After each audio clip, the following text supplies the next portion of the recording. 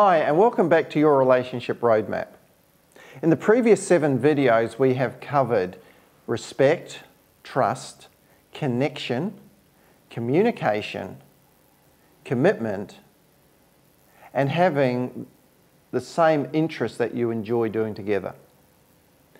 In this 8th video, we're just going to touch on having separate interests.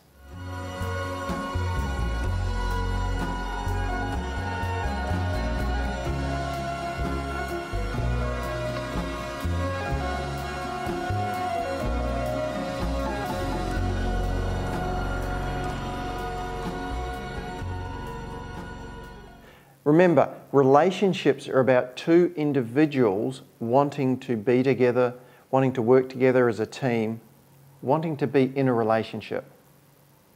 It's going to be really, really boring if you've got two people that do everything and anything together. As individuals, we typically have different interests than other people. We have some interests that are in common, and then we have some other things that we enjoy just for ourselves. So in a relationship, there needs to be a balance between doing things together, those same interests, and having those separate interests, because often you may have passion in some area. In one of the other modules in your relationship roadmap, we go into complementary opposites as to why opposites attract in a relationship. So when you've got people that are opposites, they will traditionally have some interests that are quite separate because of their different personality types. For example, you may have someone who's actually quite artistic and they really like drawing and painting, and you might be a woman, or a guy could be as well, and then another partner might love fishing.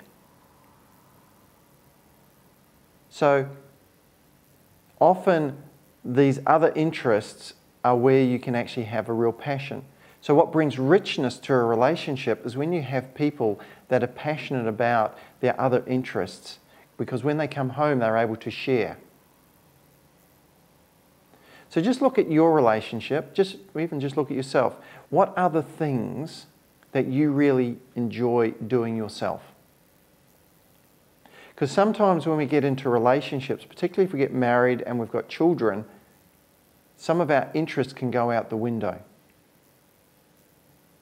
So for example, in my life, I always liked martial arts. I used to do taekwondo when I was younger, then I got into karate.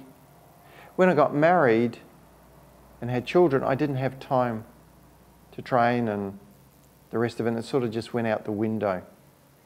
Funny thing was, when I got separated and divorced, I actually went back to doing the martial arts because it just helped me get through that period.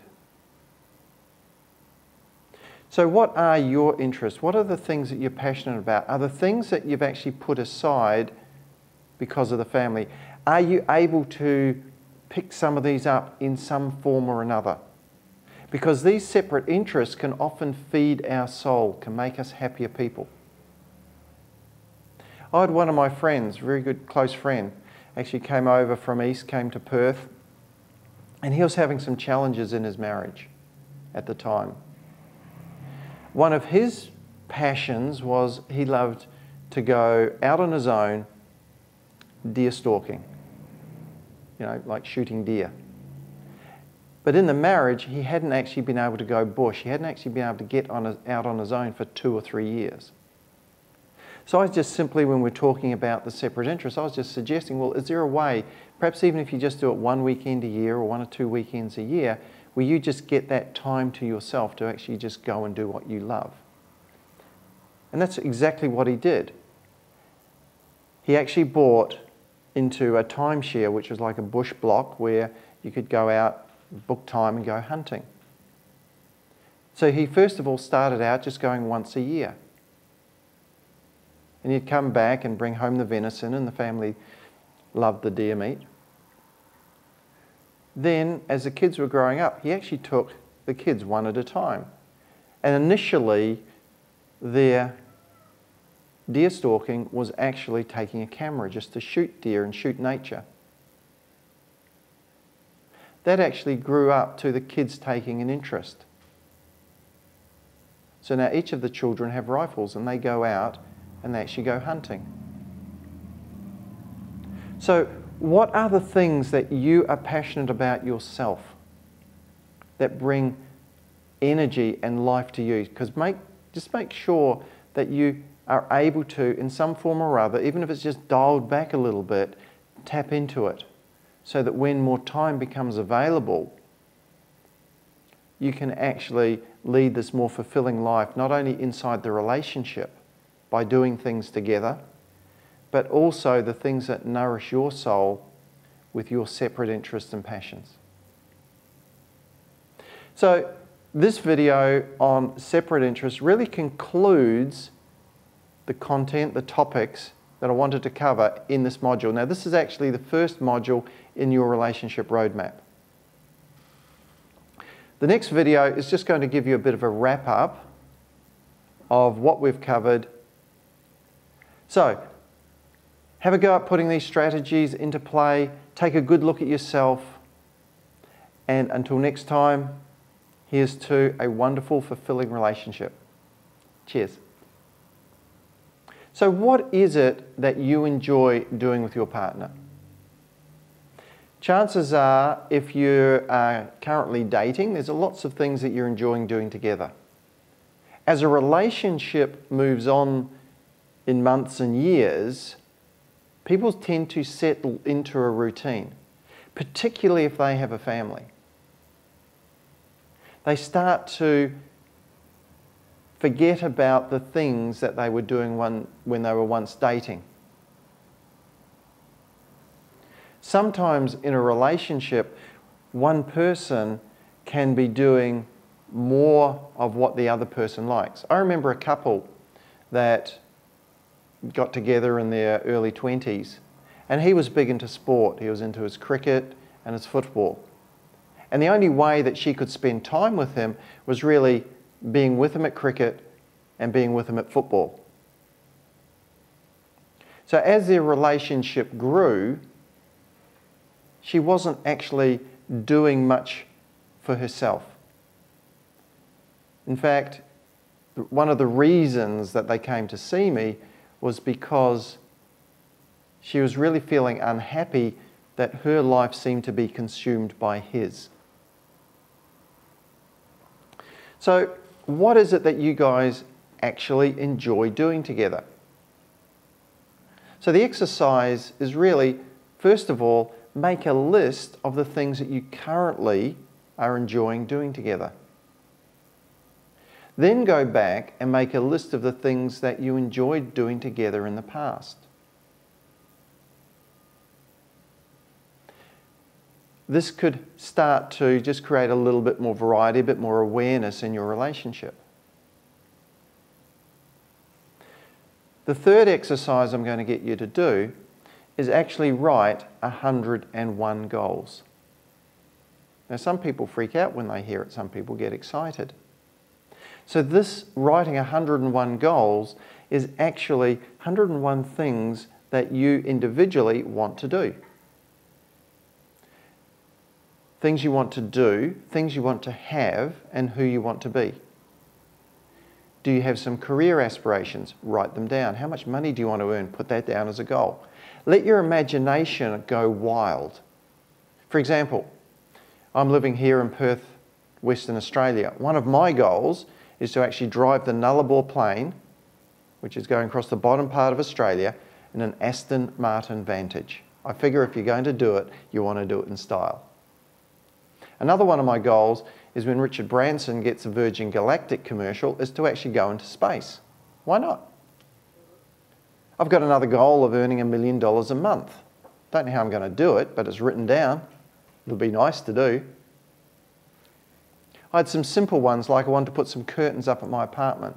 I wanted to learn to play the didgeridoo. The funny thing was that when I wrote these things down, when I came back and looked at what I'd written down, I hadn't looked at them for years, all of a sudden I looked over, yes, I had learnt to play the didge. I'd written it down.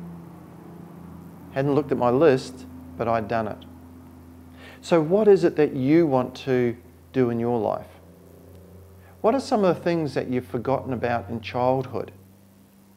So the idea of writing the 101 goals is to just keep on going till you get there. I used to say to my people, make your first goal, write 101 goals. Then someone said to me, that's cheating. So I said, well, make your first goal, write 102. So when you get to 102, you can tick off the first one. If you write more, you can be an overachiever. As you go through writing the goals, what you'll find is you might get to 10, 15, 20 and then run out of things to put down. Keep pushing through.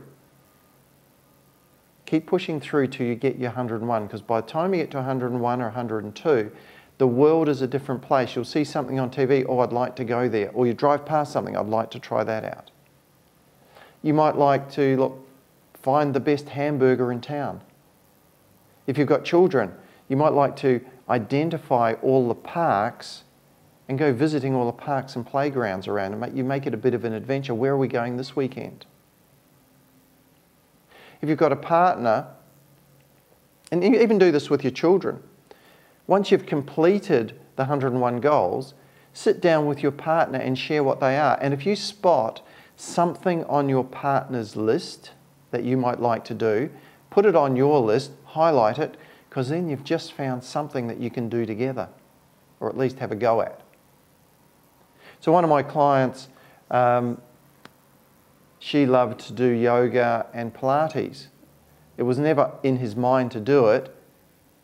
They now love doing this together. So they found something that he never thought he would ever do, but they really enjoy doing together. So I am willing to bet if you actually take on this exercise and do it properly, you will discover something between you that neither of you ever thought that you would love doing.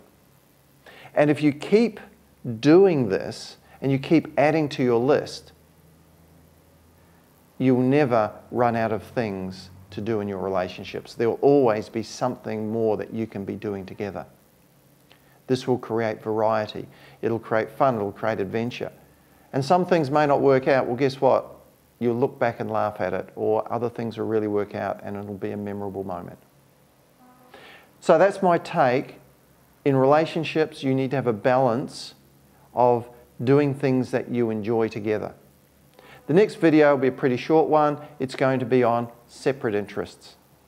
So until next time, here's to a happy, fun-loving, wonderful, exceptional relationship. Cheers.